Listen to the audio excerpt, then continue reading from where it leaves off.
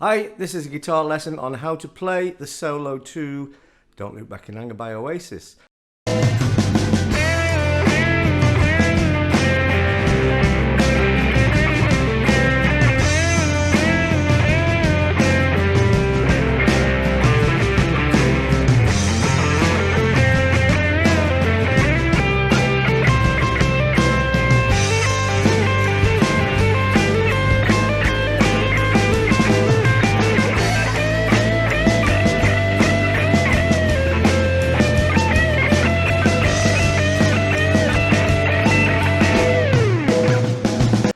There are many versions that you'll see online, probably including mine, and many solos, many versions that he plays as well.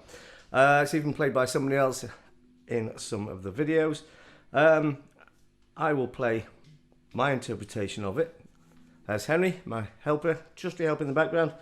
And you're welcome to play, add bits, take bits away as necessary as well. Okay, so it starts with a bend at fret 7 of the 3rd string. Okay, so we've got 1, 2, 3 bends at fret.